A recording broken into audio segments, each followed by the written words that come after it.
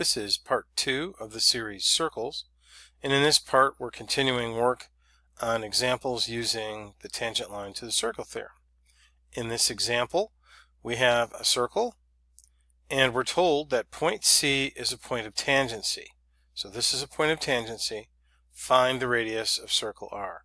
If this is a point of tangency, we know that BC is tangent to circle A at point C. That means this must be a right angle. That means this must be a right triangle. So in order to find the length of R, we're going to have to establish a relationship and an equation that satisfies the Pythagorean theorem. So let's begin with saying that the sum of the squares of the legs, in this case R squared, plus this side squared equals the hypotenuse squared. Well, the hypotenuse is R plus 25. So this is R plus 25 squared. Now, in order to solve this, we have to expand this binomial.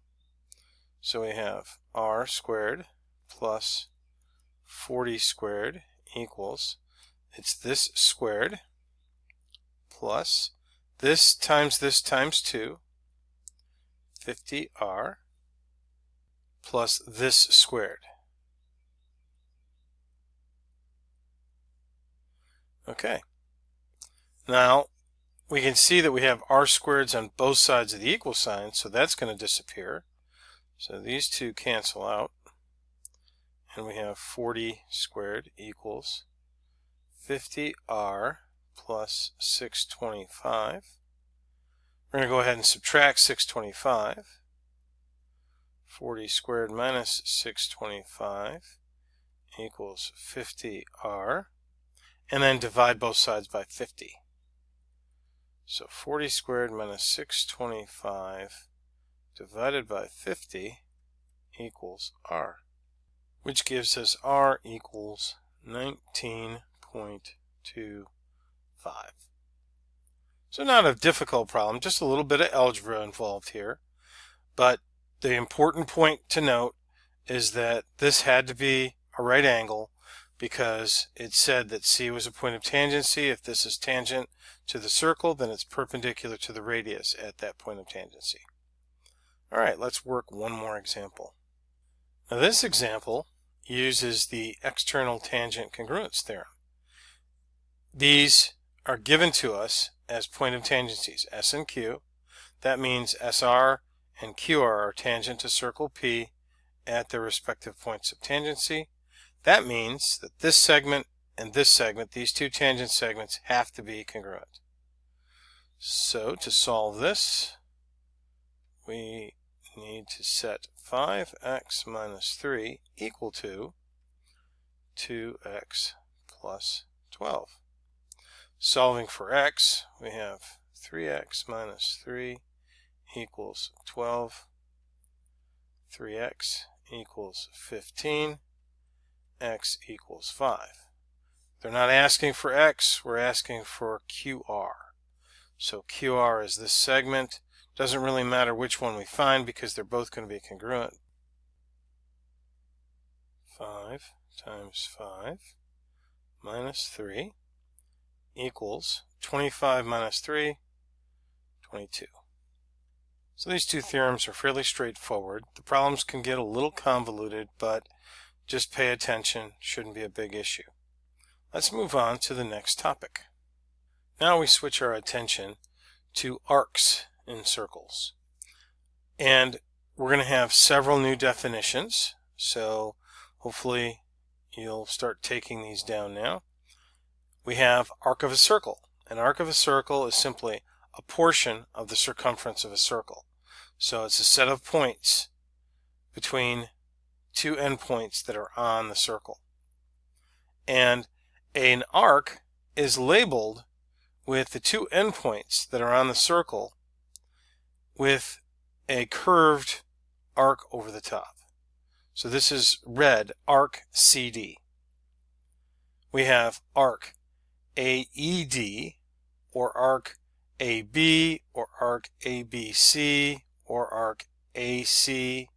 We're going to talk about how these arcs are named, and that's related to angles. The first angle that we're going to deal with is what's known as a central angle. Angle CPD is a central angle because it's an angle whose vertex is the center of the circle and the sides intercept the circumference. Intercept means this side touches the circle. So this side intercepts the circle at point C, this side intercepts the circle at point D. So central angle CPD forms arc CD, which brings us to our next definition, and that is of a minor arc. A minor arc is an arc whose measure is less than 180 degrees. The measure of a minor arc is the measure of the central angle that intercepts it. So again, since angle CPD intercepts arc CD, the measure of this minor arc is the measure of this central angle. So whatever measure that is, if this was 48 degrees, then the measure of this arc would be 48 degrees. And we say the measure of an arc is listed like this, with an M up front, measure of arc CD. In this case, since CD is a minor arc, the arc is less than 180 degrees. You can name minor arcs in one of two ways. You can either use 2 letters or 3 letters. If you use 2 letters, it doesn't really matter which direction, but this is arc CD, it's also arc DC. If you use 3 letters, generally the 3 letters indicate a direction that you're going to go, B, C, D. Or you could say arc CD, CB. Either way, those are minor arcs. Now that moves us on to the next topic, which is a semicircle. A semicircle is an arc whose measure is 180 degrees and whose endpoints are the endpoints of a diameter. So if we have diameter AD, you can have arc AED. These are the 2 endpoints, AED, A and D, and those are the endpoints of a diameter. Or you could have arc ACD, for example. You could have also said ABD, but notice the first and last letters are the endpoints of the arc, and it is AD. Now it's very important to note here, we could not use 2 letters to identify a semicircle. If I just said AD, you wouldn't know if I was referring to this diameter, whether I was referring to this semicircle on top or this semicircle on the bottom.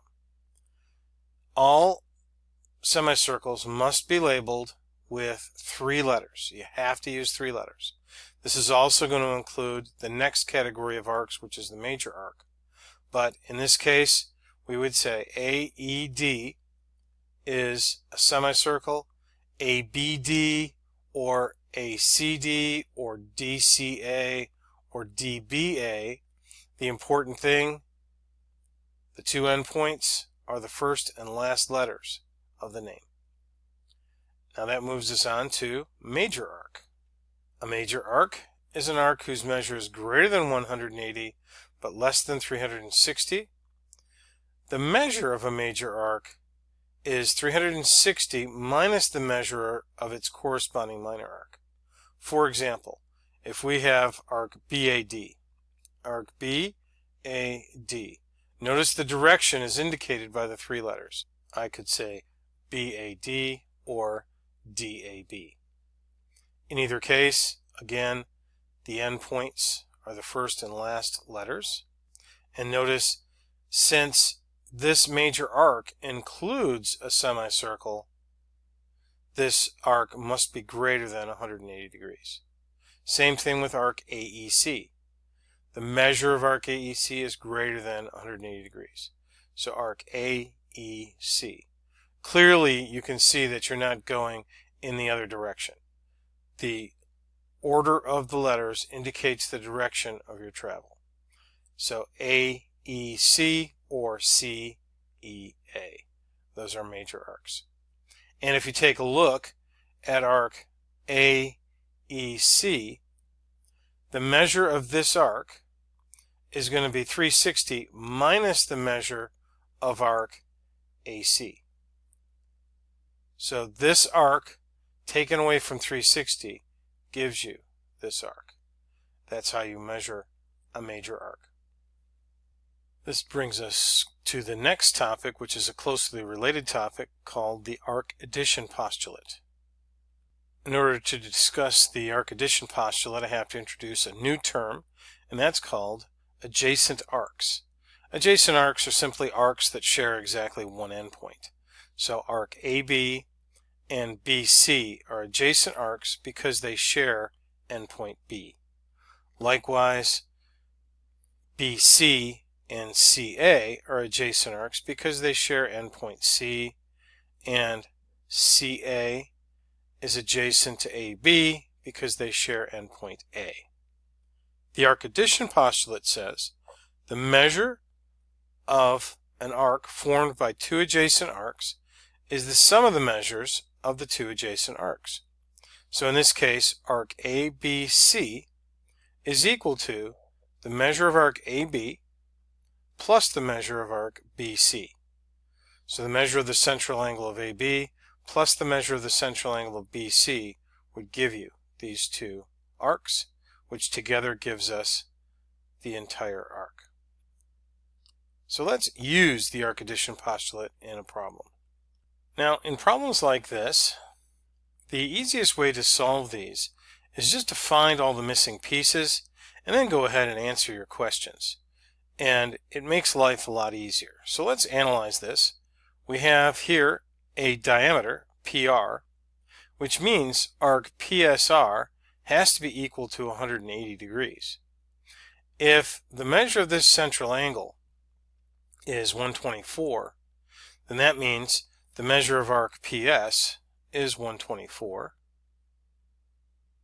And this angle, if this is 124, this angle has to be 56. Because 180 minus 124 is 56. That means this is 56. If this angle is 62, this is 62.